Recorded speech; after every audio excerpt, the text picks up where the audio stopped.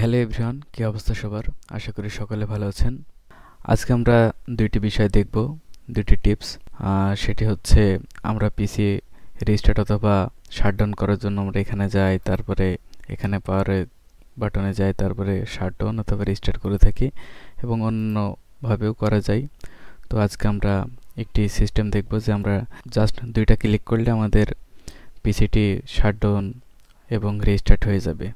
তো এটির জন্য প্রথমে আমরা রাইট বাটন ক্লিক করব, তারপরে আমাদের এখানে নিউয়ে যাব। নিউয়ে যাওয়ার পরে এখানে শর্টকাটে ক্লিক করব। এখানে প্রথমে আমরা রিস্টার্টের জন্য যেই কাজটি করতে হবে সেটি করি। প্রথমে শাটডাউন লিখতে হবে, তারপরে একটি স্পেস দিতে হবে, তারপর একটা হাইফেন আর, তারপরে আবার একটি স্পেস, তারপর হাইফেন টি, তারপর একটি স্পেস 0। এরপর নেক্সট করতে হবে। তারপর এখানে রিস্টার্ট লিখে দিলাম, যেহেতু এটা রিস্টার্টের জন্য। এবার ফিনিশ করতে হবে। এরপর আমার এটাই কাজ হবে, সমস্যা নেই। আমি এটার আইকনটা জাস্ট চেঞ্জ করতে যাচ্ছি।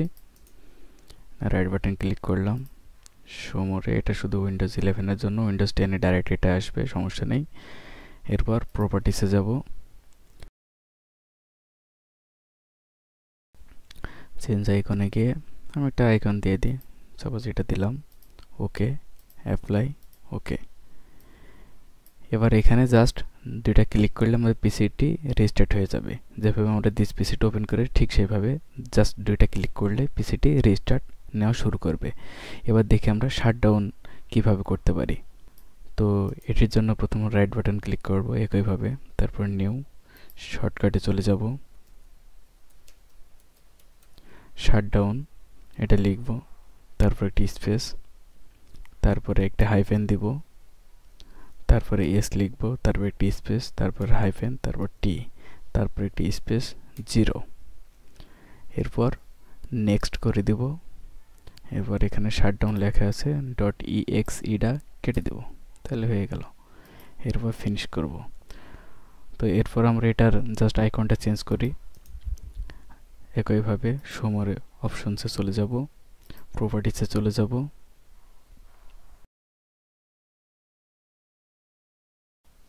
এবার শাটডাউনের জন্য একটা আইকন সিলেক্ট করে দেব, অ্যাপ্লাই, ওকে। এরপর একইভাবে এখানে জাস্ট ডাবল ক্লিক করলে আমাদের পিসিটি শাটডাউন হয়ে যাবে। অনেক লেন্থিভাবে এই উইন্ডোজ বারে গিয়ে তারপর পাওয়ার মোডে গিয়ে করার দরকার নেই। আপনারা চাইলে খুব শর্টকাটভাবেই রিস্টার্ট এবং শাটডাউন করে নিতে পারেন।